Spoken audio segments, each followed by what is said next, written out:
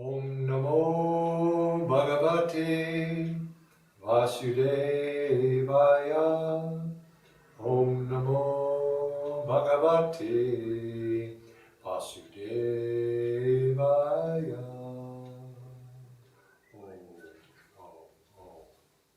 Welcome to this evening's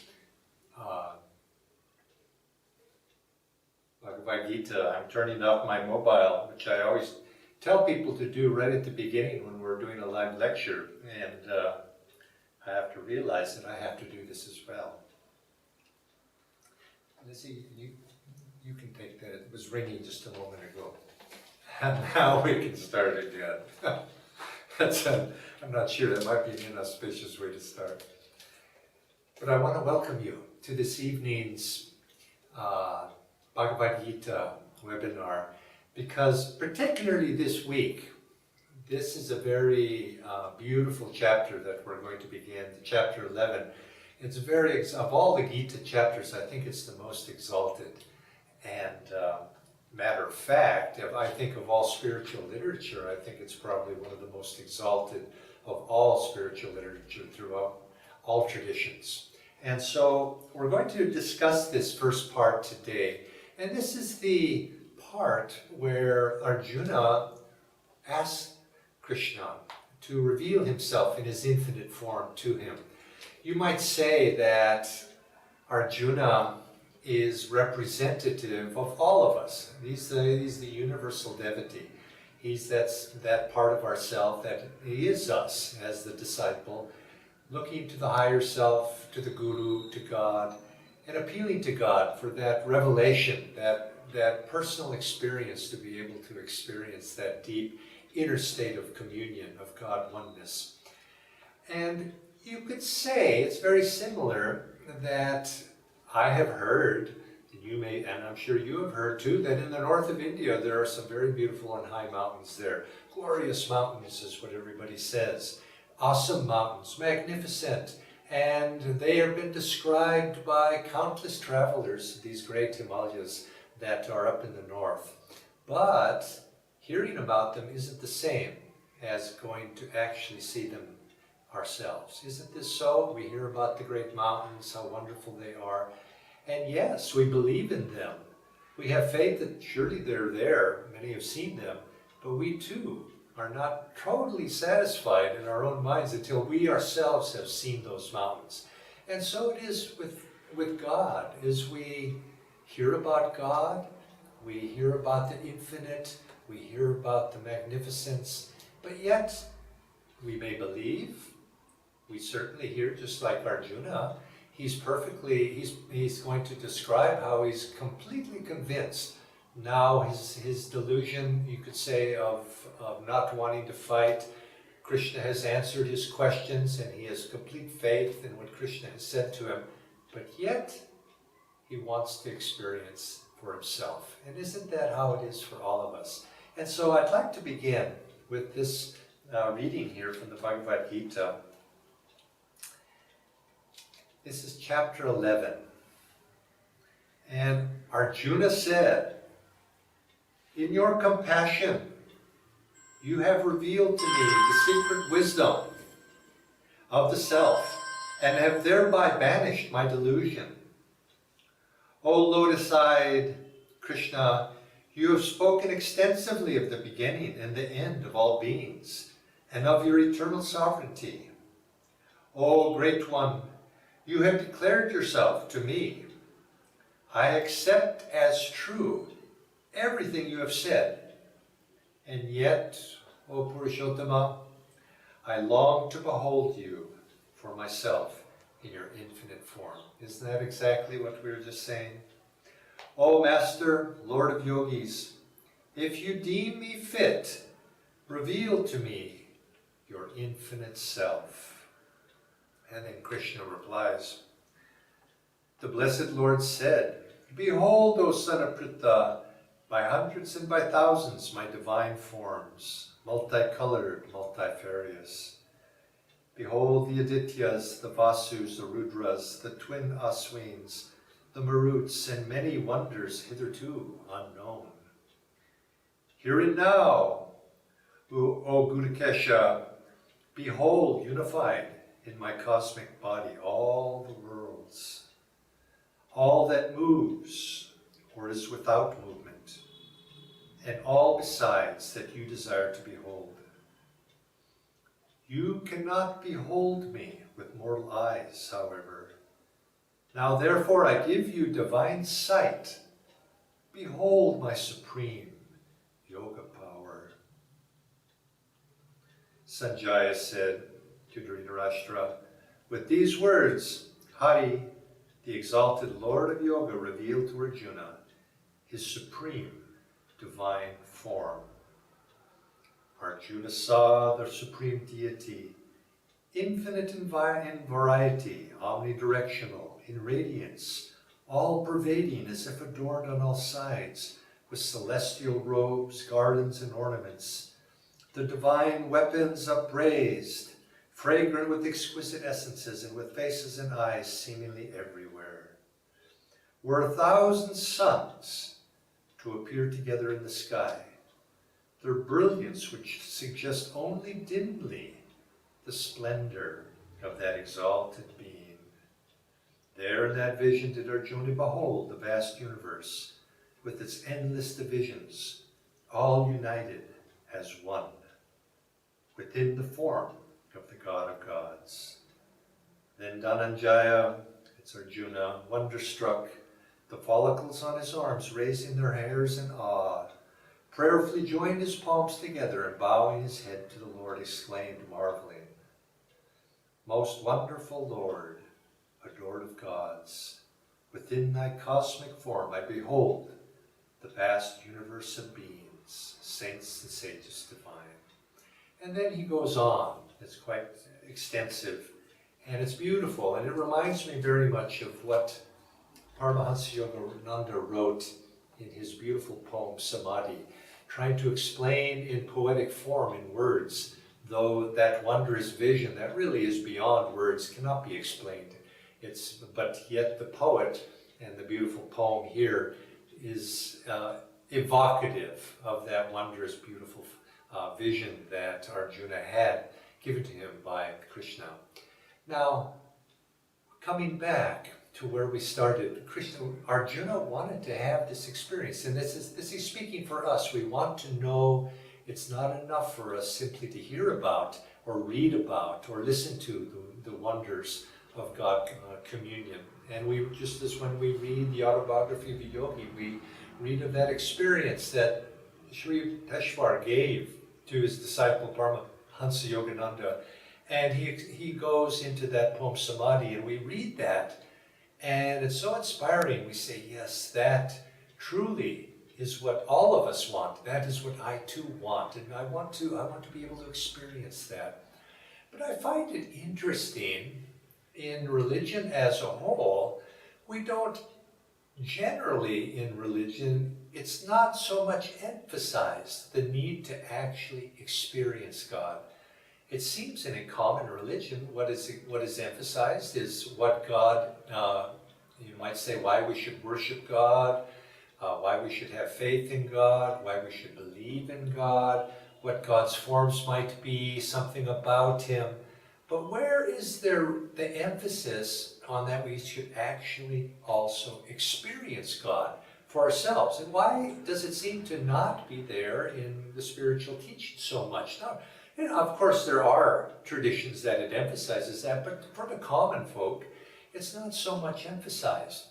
And I think perhaps, you might think why, some of the answers might be, well, perhaps it's commonly thought that, well, oh no, that's too much for me. I can't expect my little humble self to be able to actually see God, to experience God. That's beyond us. And so that might be one reason. And I think perhaps too, some people might actually think, well, that's fine to talk about God, but to actually experience Him, well, I'm not so sure. You often find that people, when they truly aspire, that makes some other people a little bit nervous. Think about the family who has a son or a daughter in their family, and of course the parents want their children to believe in God and to be devotional and to have God as part of their life. But if that child should actually express an intense interest to actually dedicate their life to experiencing God personally for themselves, the parents saying, "Oh, wait a minute! Don't go overboard. Don't go beyond. Don't take this too seriously. It's enough just to go, go to temple, go to church, but don't go overboard." And don't you hear that sometimes? I certainly do. People want to dedicate their lives to God, and I have parents come talking to me saying, "Well, can't you talk to them and have them take something more of a more moderate path? Be practical, in other words." So it could be thought that to actually have an experience of God is not a practical alternative for us, and that might be another reason that we don't emphasize that. But I think also, theologically, I think some have the impression that to actually experience God for ourselves is a little bit egotistical. In other words, it's this old argument of grace versus self-effort. Is it possible to have the experience of God through our own effort? So if we should, in other words, isn't it a little bit lack of humility for us to actually aspire to have that experience for ourselves? And I know sometimes people say, well, this self-will is just an expression of your ego. God only comes through grace, and these two are opposed to each other, and so you shouldn't try for that. To believe and to have faith, to pray, to worship, that's enough. Anything beyond that is not our domain. Well, that's not what the great masters say. Certainly not what our Guru Paramahansa Yogananda said, and that isn't either what Krishna is saying throughout the whole Bhagavad Gita. All the chapters up to this point, what has he been doing? He has been encouraging Arjuna to fight this battle. He's to fight the battle. He must act to fight that. And yes, here in this chapter, Arjuna emphasizes that there is also that element of grace. It's not one or the other. Both are necessary. You see here, right at the very beginning, Arjuna says, let me reread that. Arjuna says, "O Master Lord of Yogis, if you deem me fit, reveal to me your infinite self." So you can see in that he cannot demand it. He asked Krishna. He asked Krishna. He asked Lord, "If you deem me fit." So, in other words, if I am worthy, please give me this vision. Now, to be worthy, this was Arjuna's responsibility, to make himself worthy. And so this is where we find ourselves, is grace must be there, but we have to be able to invite grace to come into our lives. We have to hold the cup of our consciousness up to be able to receive that grace. Oftentimes people mistake, they think, well, it's all grace, and so I don't have a part to play in this drama. But we do. Or they might think, well, it's going to come in its own time. Why should I worry about it? Why should I do anything about it? Well, if you take that attitude, lifetimes can go by. And we have to be able to make ourselves worthy. And so these chapters leading up to this point, this has been Arjuna's challenge, is to fight this battle, make himself thereby worthy to be able to receive this grace. And in this way, becoming worthy of that, he then pleads to, or prays to Krishna to grant him this grace. And this is also what we must do in our life. We must make ourselves worthy. And this is, you could say, why Paramahansa Yogananda used to say, it's 25% your effort, the disciple's effort, 25% the Guru's effort on your behalf, and 50% the grace of God. But of course, that 25% of our effort is 100% for us. We have to give 100% of our effort, and then you'll find that then we draw that grace to us. Grace comes to those who are worthy. In other words, you could say grace comes to those who have magnetically been able to attract that grace to them. And then that vision comes. But there is an element of truth here, that it is by grace that this comes. In other words, it doesn't, there's a clue, you could say, that Krishna gives here. In the Bible, just backing up a step, in the Bible there's a passage that says, no man has seen God. Now this too could be one reason why people think, well, it's presumptuous for us to think that we're going to be able to have this cosmic vision, to be able to see God. It says, no man has seen God. Now, Paramahansa Yogananda interpreted that, says that's absolutely right.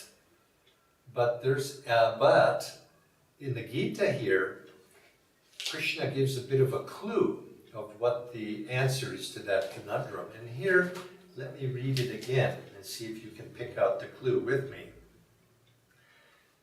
Krishna says to Arjuna, he says, you cannot behold me with mortal eyes, however. Now therefore I give you divine sight.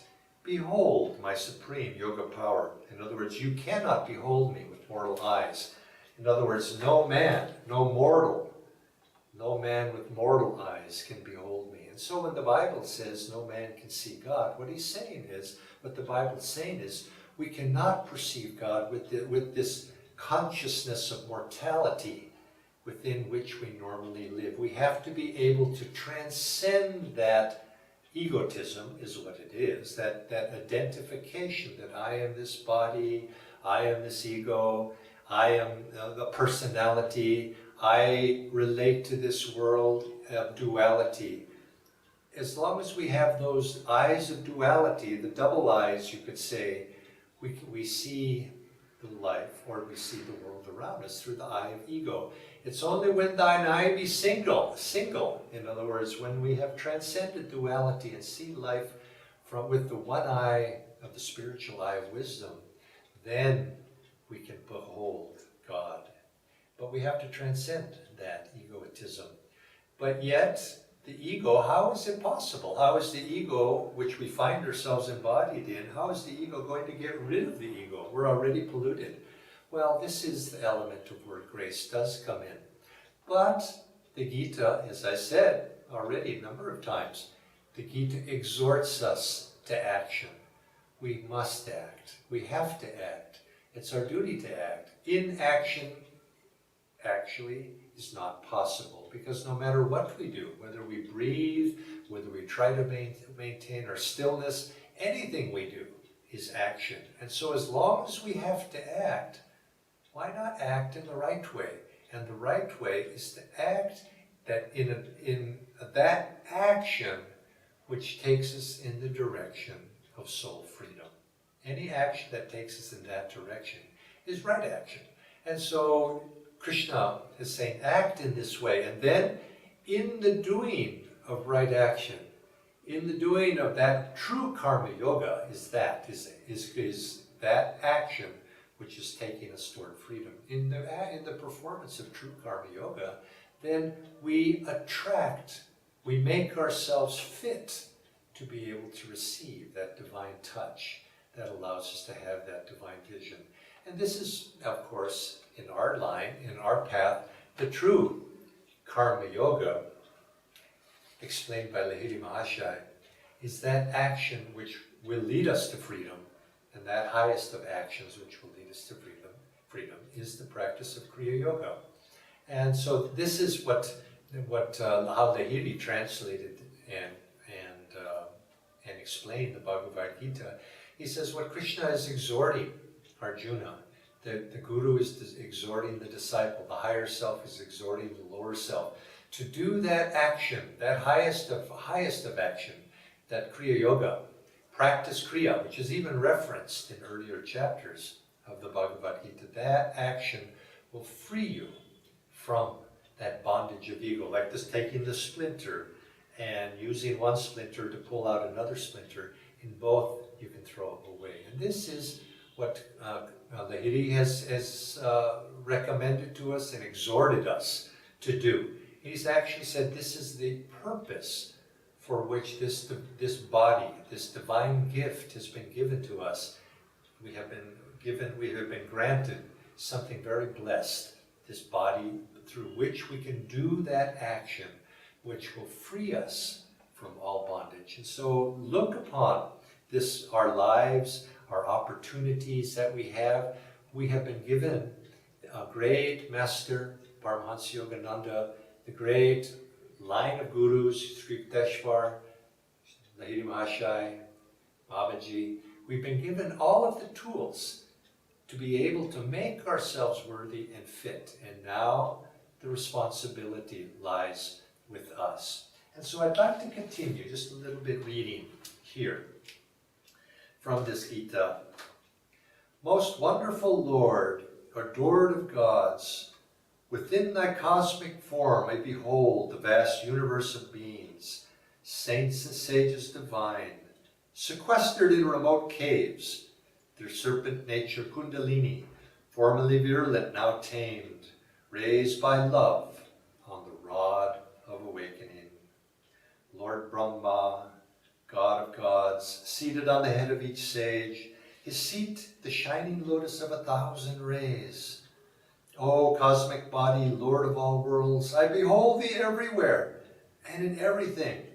Innumerable bodies, faces, eyes reveal thy energy. Inscrutable to me are your origins, your reigns, your endings. O blazing effulgence, overwhelming light, the glory of thy name spreads everywhere to darkest corners of the universe.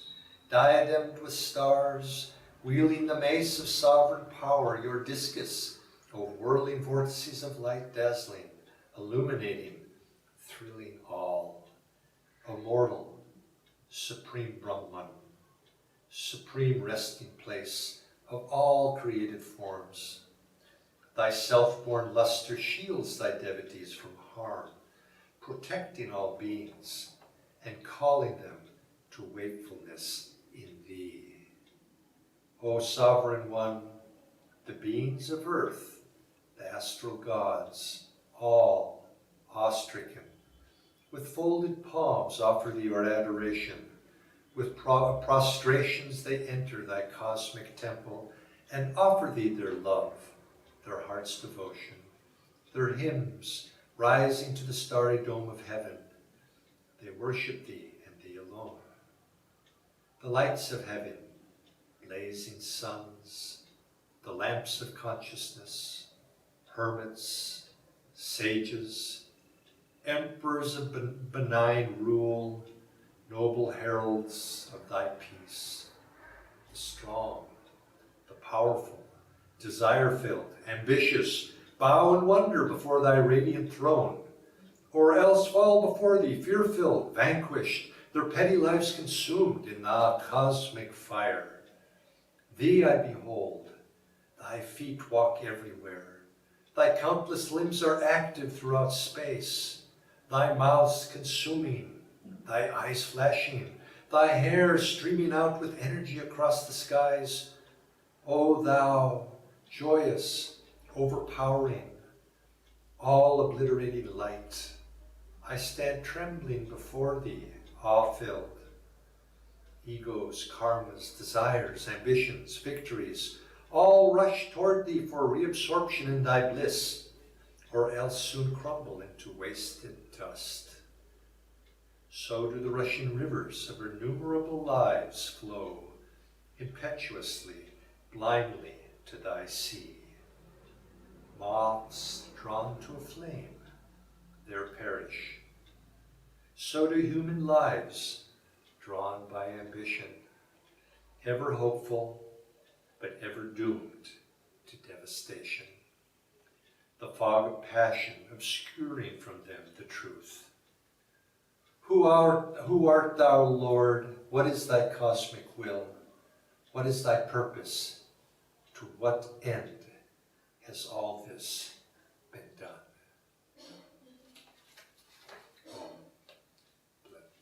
Blessings to you all. We'll continue next week.